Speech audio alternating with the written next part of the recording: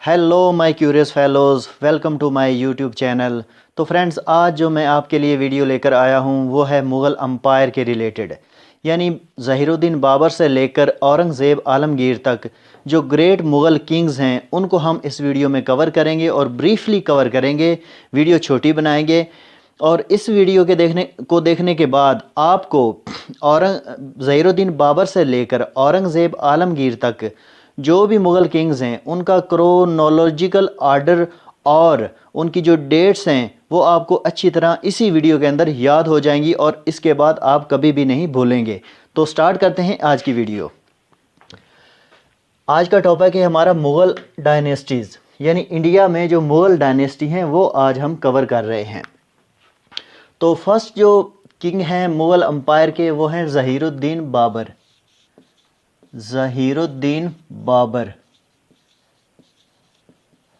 ज़हीरुद्दीन बाबर। ज़हीरुद्दीन बाबर के बारे में थोड़ा सा हम ब्रीफली डिस्कस कर लेते हैं कि एक बैटल हुई थी 1526 में। 1526 में एक बैटल हुई थी, उस बैटल का नाम था battle of Panipat. Battle of Panipat. Panipat के मुकाम पर यह बैटल लड़ी गई थी। दोस्तों, पानीपत के मुकाम, पानीपत जो है वो दिल्ली से तकरीबन 50 मील दूर है एक इलाका, उसका नाम है पानीपत। वहाँ पे ये जंग लड़ी गई थी और किनके बीच में हुई थी ये जंग? बाबर, ज़हीरुद्दीन बाबर और इब्राहिम लोधी। इब्राहिम लोधी के बीच में ये जंग लड़ी गई थी। बाबर और लोधी के बीच में जंग लड़ी गई थी और इस जंग में बाबर को विक्ट्री मिली थी। बाबर यानी फातेह रहे थे और इब्राहिम लोधी को शिकस्त हुई थी। और उसके बाद जो सुल्तान डायनेस्टीज़ थी, सुल्तान पीरियड, यानी सुल्तान डायनेस्टीज़, सुल्तान डायनेस्टी जो थी, लोधी डायनेस्टी, ये जो पिछली वीडियो में हमने कवर की है सुल्तान डायनेस्टी, तो लोधी डायनेस्टी जो थी वो लास्ट सुल्तान डायनेस्टी थी। और उसके बाद जो लास्ट किंग थे, लास्ट सुल्तान थे, वो थे इब्राहिम लोधी। इनको बाबर ने हराया था 1526 में पानीपत के मुकाम पर और उन्होंने बुनियाद रखी थी फिर मुग़ल अम्पायर की। ज़हीरुद्दीन बाबर जो थे वो पहले मुग़ल किंग थे, ये आपने याद कर लेना है। तो इनका टाइम पीरियड यहाँ पे हम लिखते हैं 1526 से लेकर 1530 तक। ये है टाइम पीरियड बाबर का, ज़हीरुद्दीन बाबर का, 1526 से 1530 तक। ये डेट आपने याद रखनी है। और ज़हीरुद्दीन बाबर जो हैं ये सेंट्रल एशिया से आए थे। सेंट्रल एशिया से, सेंट्रल एशिया से आए थे। ये जो सेंट्रल एशियन स्टेट्स हैं, तुर्कमानिस्तान, उज़्बेकिस्तान, आपने सुना ही होगा, वहाँ से। और वहाँ पर एक इलाका है फ़रगाना, फ़रगाना, वहाँ पे ये पैदा हुए थे फ़रगाना में, और बाद में काबुल को भी उन्होंने कैप्चर किया था। हम ज़हीरुद्दीन बाबर के बारे में और तमाम मुग़ल अम्पायर अलग-अलग जो उनकी डिटेल की वीडियो बनाएंगे वो अलहदा बनाएंगे। अभी हम इनको ब्रीफली डिस्कस कर रहे हैं। तो जो ज़हीरुद्दीन बाबर हैं, इनके जो फादर हैं वो थे तैमूर लंग। तैमूर लंग जो है, तैमूर लंग, तैमूर लंग आपने नाम सुना होगा।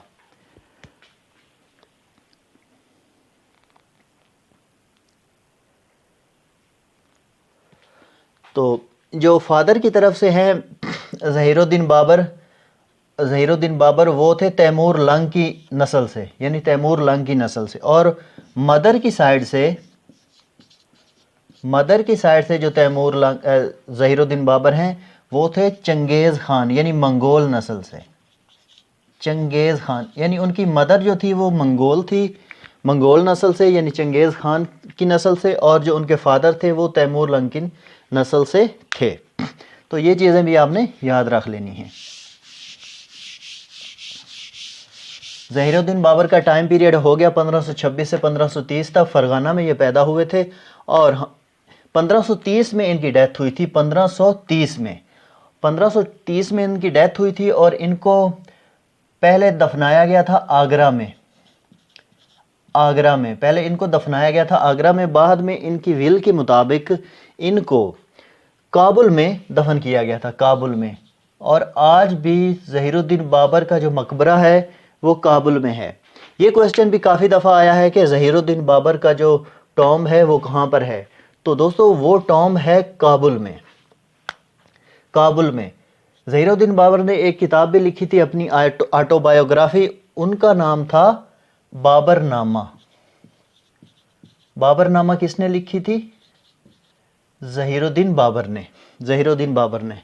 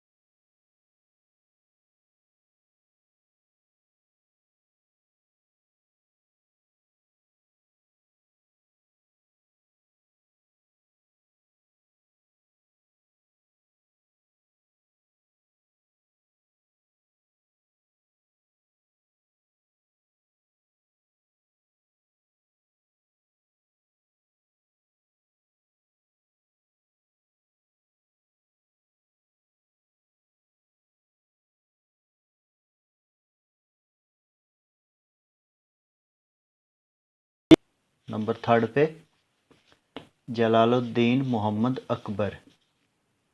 जलालुद्दीन मोहम्मद अकबर। जलालुद्दीन मोहम्मद अकबर जो हैं उनका टाइम पीरियड है 1556। ये बहुत ही ईजी है।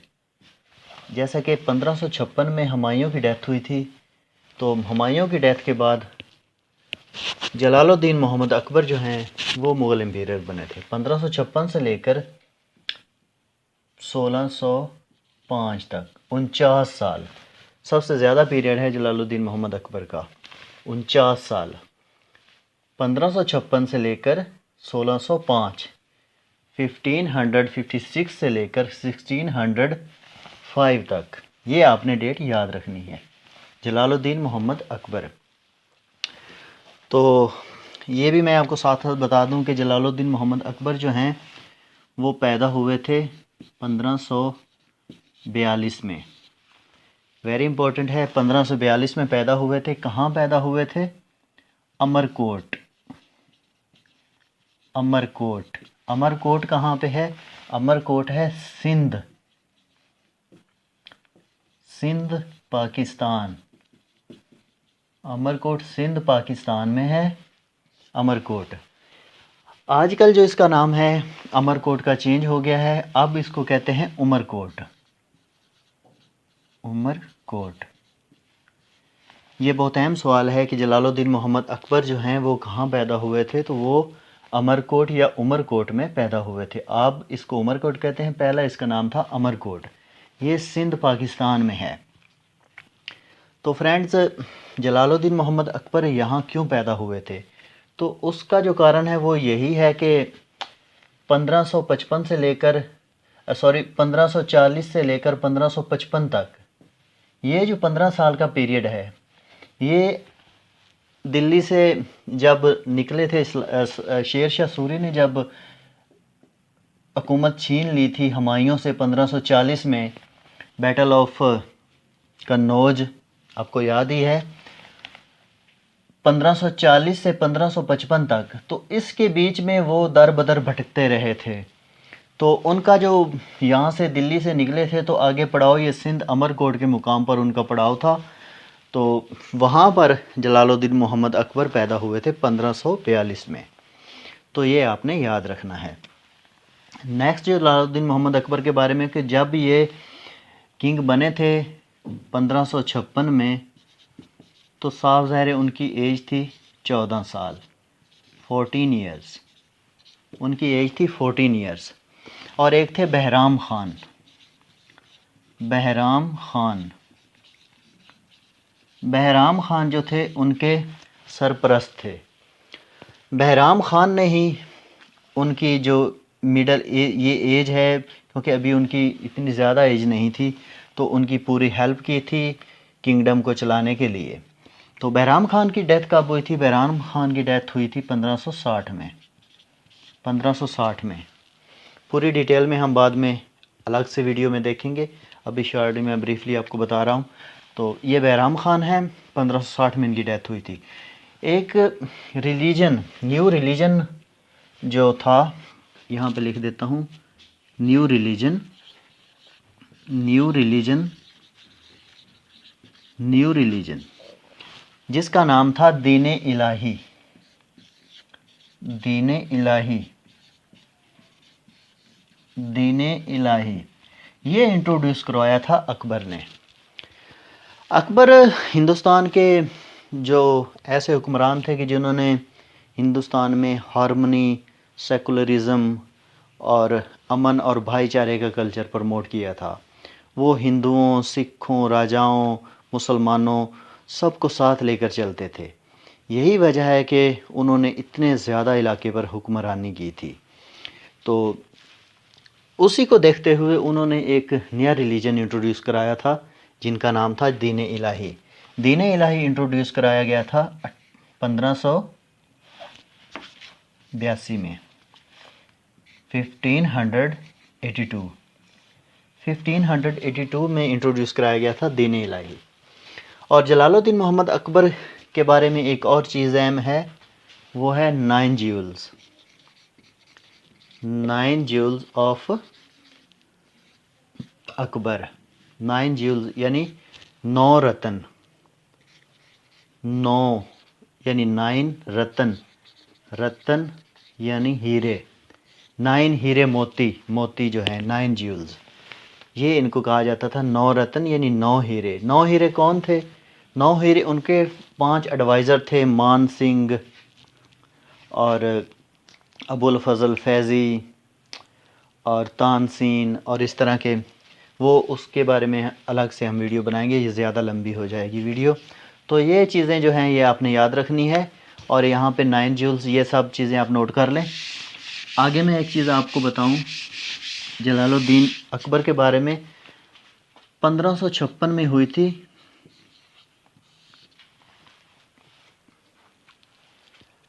1556 में second battle of Panipat, second battle of Panipat, second battle of Panipat, ये हुई थी 1556 में। तो 1556 में हुई थी सेकंड बैटल ऑफ पानीपत। ये हुई थी बहराम खान, बहराम खान, बहराम खान जो बताया है कि जो जलालुद्दीन मोहम्मद अकबर के जो सरपरस्त आला थे उनके दरमियान, यानी अकबर की फोर्सेस के दरमियान आप कह लें, और उनके मद्दे मुकाबल थे हिमू, हिमू। ये बैटल आपने याद रखनी है। और एक और बैटल है हमें 1576 यानी 1576 में बैटल एक हुई थी, उसका नाम है हल्दी घाटी, हल्दी घाटी, बैटल ऑफ हल्दी घाटी। मान सिंह 9 रत्न में शामिल है, जो पहले आपको बताया। मान सिंह और जो मेवाड़ के राजा थे महाराजा प्रताप सिंह, महाराजा प्रताप सिंह, महाराजा प्रताप सिंह मेवाड़, ये मेवाड़ के राजा थे, मेवाड़ के राजा महाराजा प्रताप सिंह और मान सिंह, इनके बीच में हुई थी 1576 में बैटल ऑफ हल्दी घाटी।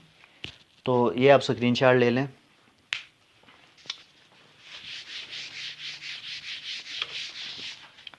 दो बैटल आपको दोबारा रिवाइज करा दूं कि 1542 में अमरकोट में पैदा हुए थे, सिंध पाकिस्तान में है ये। 1556 में हुई थी, 1556 में ही ये 14 साल की उम्र में किंग बने थे, और 1556 में सेकंड बैटल ऑफ पानीपत हुई थी बहराम खान और हिमू के बीच में। और 1576 में एक very important battle, battle of Haldi Ghati, ये मान सिंह और महाराजा प्रताप सिंह के बीच में हुई थी, मेवाड़ के राजा थे। तो बैटल्स और भी बहुत हैं, लेकिन वो हम बाद में अलग से वीडियो में डिस्कस करेंगे, ये ब्रीफली आपको बता दिया है।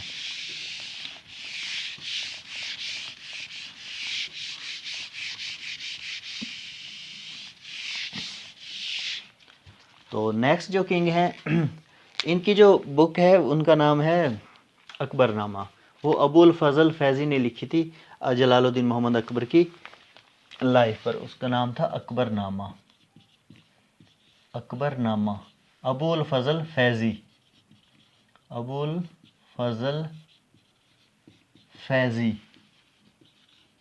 अबुल फजल फैज़ी ने लिखी थी अकबरनामा। तो जलालुद्दीन मोहम्मद अकबर का मकबरा कहाँ पर है? सिकंदरा में, सिकंदरा में।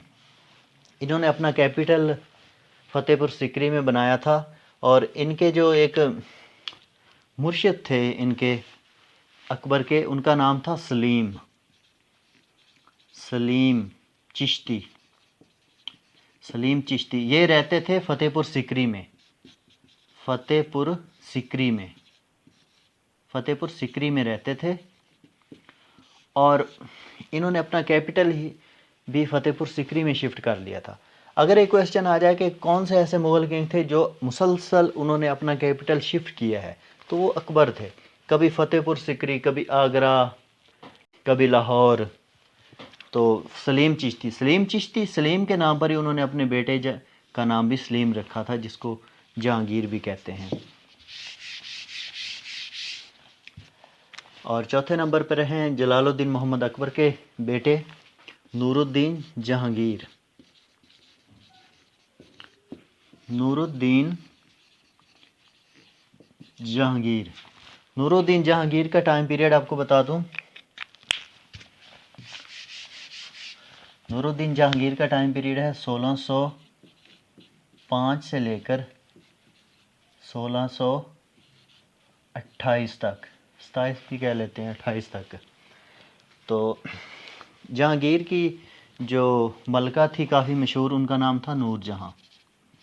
नूरजहाँ, ये क्वेश्चन अक्सर आता है कि नूरजहाँ किन की वाइफ थी, तो वो जहांगीर की वाइफ थी। और इनको पेंटर किंग भी कहा जाता है। पेंटिंग और इस तरह के मतलब काफ़ी उनको इंटरेस्ट था इन चीज़ों से। तो इनके दौर में बनी थी एक कॉटन फैक्ट्री, जो सूरत में बनाई थी कॉटन फैक्ट्री ब्रिटिशर्स ने, और उन सर विलियम हॉकिंस, जिनको इन्होंने खान का खिताब भी दिया था। 5वें नंबर पर हैं जहांगीर के साहबजादे शाहजहान।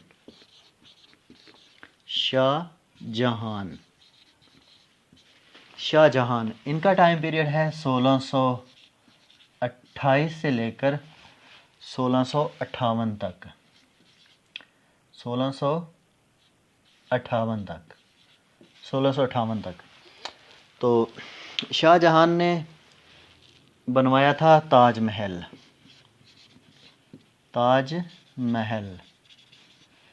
दिल्ली इन्होंने कैपिटल शिफ्ट किया था 1639 में। दिल्ली में इन्होंने लाल किला, जो दिल्ली का है, रेड फोर्ट, वो बनवाया था, रेड फोर्ट। और आगरा से कैपिटल इन्होंने दिल्ली में शिफ्ट किया था। रेड फोर्ट बनवाया था 1639 में। और जो शाहजहान की जो वाइफ थी, जिनकी याद में उन्होंने ताजमहल बनवाया था, उनका नाम था अर्जुमंद बानो।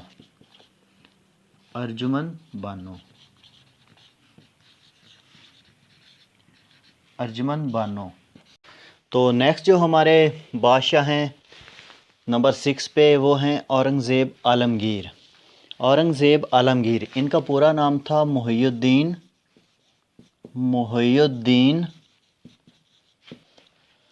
औरंगज़ेब आलमगीर।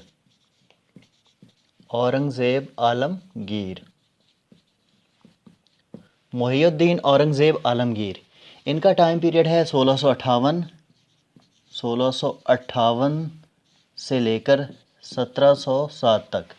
ये लास्ट ग्रेट किंग हैं मुग़ल एम्पायर में।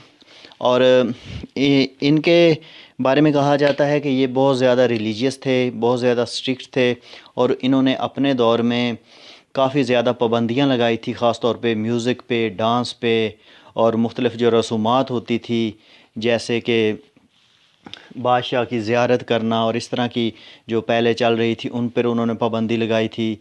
और हिंदू टेम्पल्स काफ़ी इन्होंने गिराए थे, और काफ़ी ज़्यादा मतलब कि ना माइनॉरिटीज़ के बारे में काफ़ी ज़्यादा स्ट्रिक्ट कहा जाता है मुख्तलिफ़ हिस्टोरियंस के द्वारा।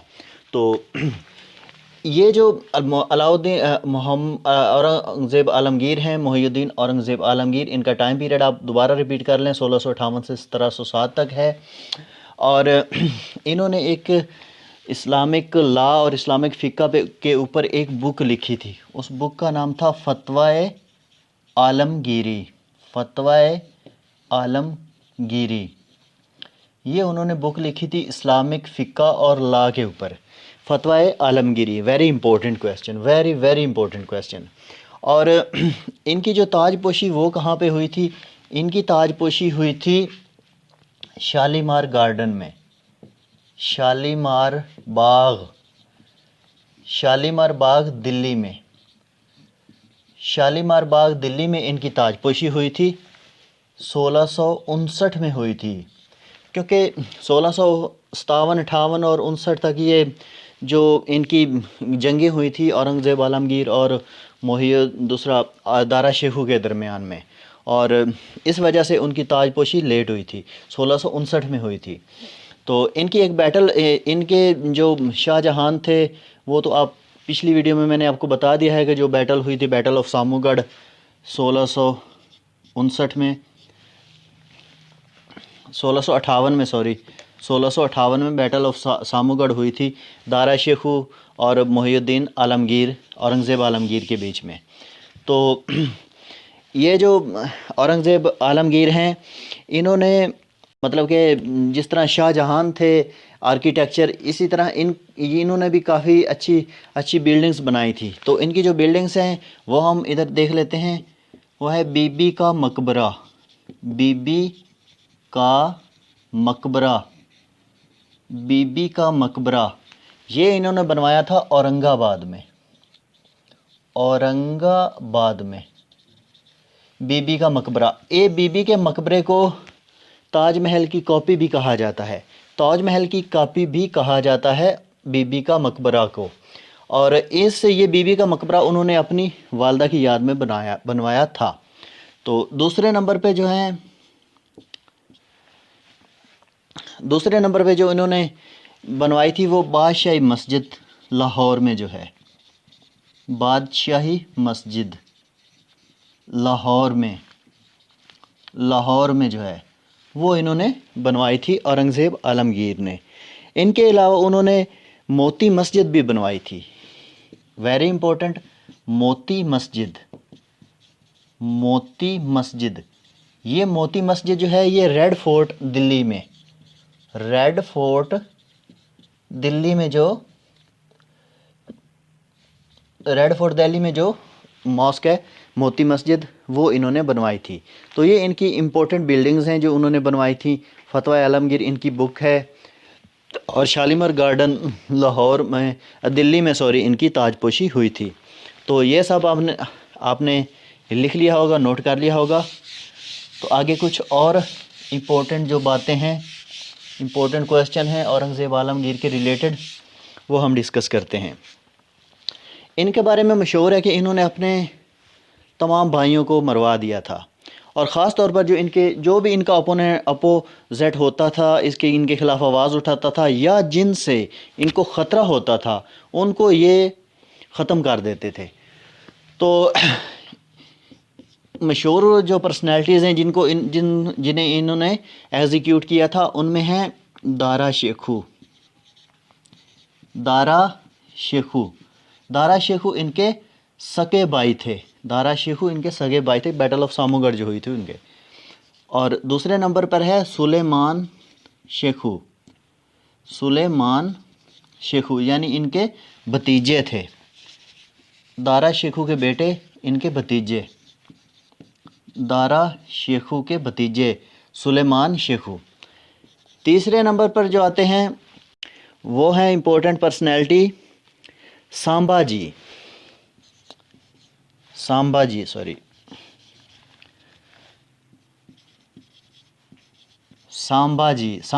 जो थे, ये दूसरा थे मराठा और इनके अपोनेंट थे। फोर्थ नंबर पे जो आते हैं, फोर्थ नंबर पे हैं गुरु तेज बहादुर जी,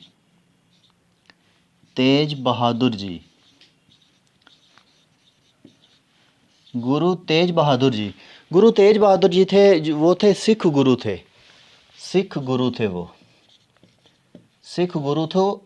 गुरु थे। इनको भी इन्होंने एग्जीक्यूट किया था। और इनके अलावा एक और पर्सनैलिटी हैं पाँचवें नंबर पर, वो हैं सरमद काशानी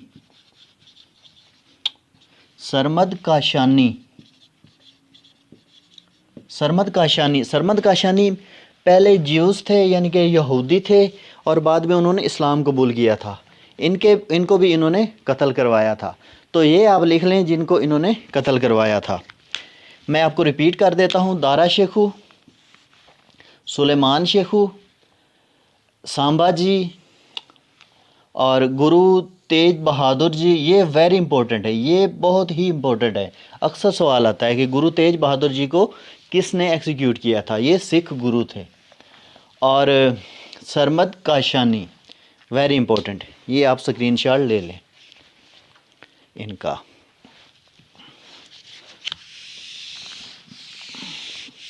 तो ये इम्पोर्टेंट फैक्ट जो है मैंने आपको बता दी हैं औरंगज़ेब आलमगीर के बारे में।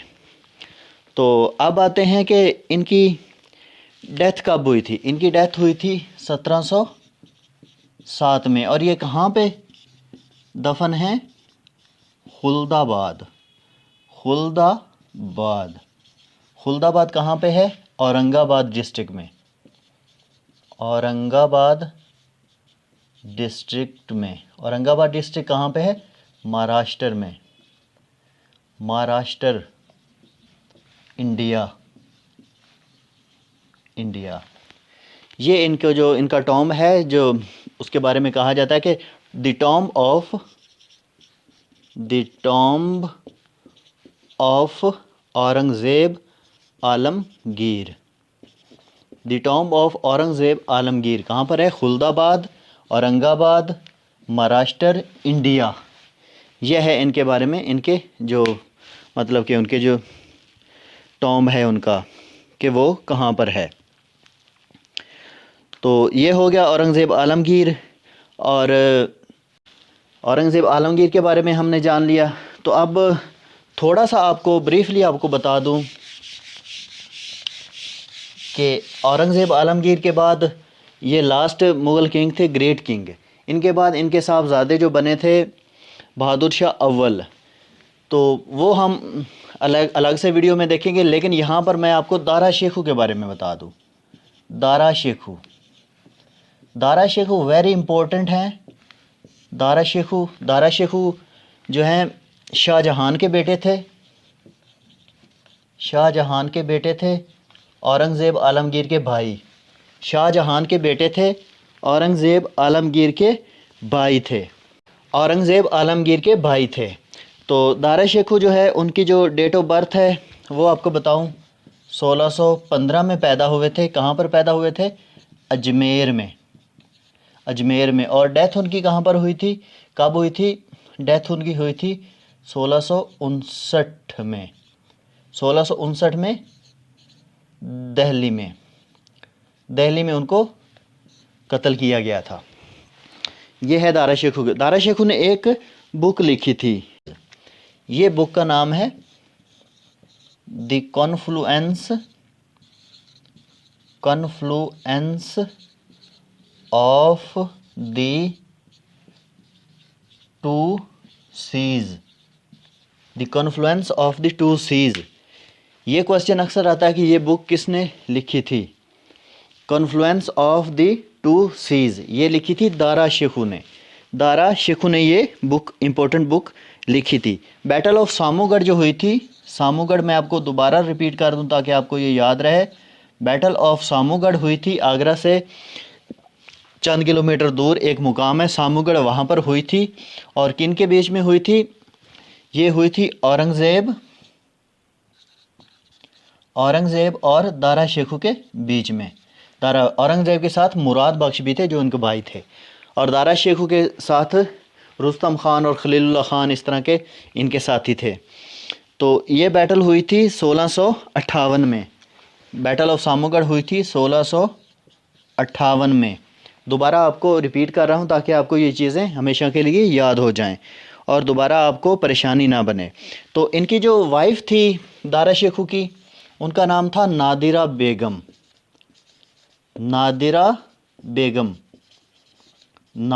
बेगम था दारा शेखू की जो वाइफ है उनका नाम। और इनकी जो मदर है उनका नाम था मुमताज़